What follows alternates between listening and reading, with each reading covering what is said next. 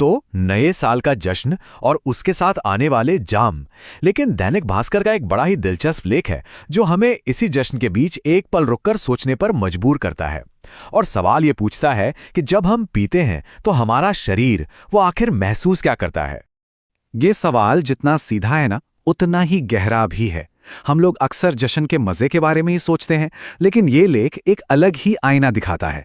सवाल ये है कि क्या हमारे शरीर के लिए भी ये उतना ही मजेदार है? सोचने वाली बात है ना? ये हमें अपनी आदतों पर फिर से सोचने पर मजबूर कर देता है। तो ये समझना जरूरी है कि ये कोई सूखी सी हेल्थ रिपोर्ट नहीं है। नहीं, ये एक कहानी है, और इस कहानी का स्टेज सेट है साल की सबसे बड़ी पार्टी के लिए, जब जश्न का माहौल चरम पर होता है और हाथों में गिलास होते हैं। इस लेख की टाइमिंग कमाल की है। यह हमें एक बहुत ही अहम मोड़ पर पकड़ता है। देखिए, आज हम ये सवाल सुन रहे हैं, कल न्यू ईयर का जश्न होगा और उसके अगले दिन शरीर अपनी कहानी सुनाएगा। तो ये हमें जश्न से ठीक पहले एक बार सोचने का मौका दे रहा है। और यहां से कहानी एक बहुत ही अनोखा मोड़ लेती है। लेखक ने क्या किया है कि हमारे शरीर के अंगों को ही कैरेक्टर बना दिया है, जिनकी अपनी अपनी आवाज है। तो ये कोई लेक्चर नहीं है, बल्कि हमारे ही शरीर के अंदर जो एक बातचीत चल रही है ना, ये उसके बारे में है।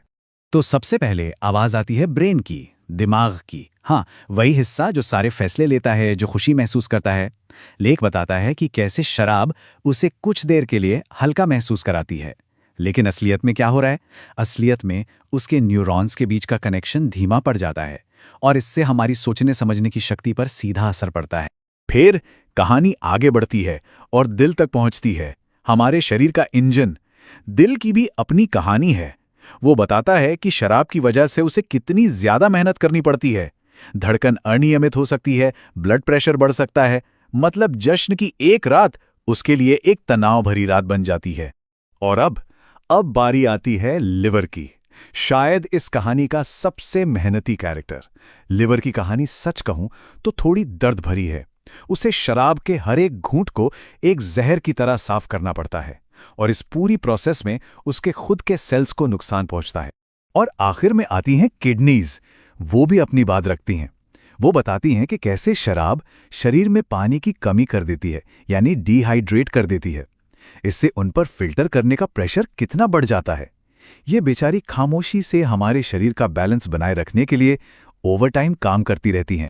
तो ये है वो बातचीत, ये है वो कॉन्वर्सेशन जो हमारे अंदर उस वक्त चल रही होती है। दिमाग धीमा हो रहा है, दिल पर बोझ बढ़ रहा है, लिवर बेचारा लड़ रहा है, और किडनीज थक रही हैं। ये लेख हमसे बस इतना ही कह रहा है कि इस आवाज को सुनो। अच्छा, अब सवाल ये उठता है कि कहानी सुनाने का ये तरीका इतना असरदार क्यों है? सिंपल है, क्योंकि ये हमें कोई नंबर्स या फैक्ट्स नहीं दे रहा। ये तो हमें हमारे ही शरीर के कैरेक्टर से मिलवा रहा है। और इससे क्या होता है? इससे इंफॉर्मेशन, जानकारी सीधे सीधे इमोशंस से, भावनाओं से जुड़ जाती है। राइटर ने जिस तकनीक का इस्तेमाल किया है उसे कहते हैं मानवीकरण, या इंग्लिश में पर्सोनिफिकेशन। और ये एक बहुत ही पावरफुल तरीका है। पता है क्यों? क्योंकि जब हम अपने अंगों को, अपने ऑर्गन्स को कैरेक्टर्स की तरह देखने लगते हैं, तो उनकी सेहत हमारे लिए एक पर्सनल मामला बन जाती है। तो अंतर बिल्कुल साफ है ना? एक तरफ है एक सूखा सा साइंटिफिक फैक्ट, शराब पीना सेहत के लिए अच्छा नहीं है, जिसे हम शायद सुनकर भूल भी जाएं। और दूसरी तरफ है हमारे अपने शरीर का एक इमोशनल ड्रामा, जिसे नजरअंदाज करना बहुत मुश्किल है। तो इन सारी कहानियों को सुनने के बाद लेख हमें किस आखिरी मैसेज के साथ छोड़ता है, चलिए देखते हैं। लेख का अंत एक बहुत ही सीधी और सरल चुनौती के साथ होता है। यह हमें कोई रूल नहीं बता रहा, बस एक गुजारिश कर रहा है कि कोई भी फैसला लेने से पहले, बोतल खोलने से पहले, बस एक बार अपने अंदर की उन आवाज़ों को सुन लीजिए।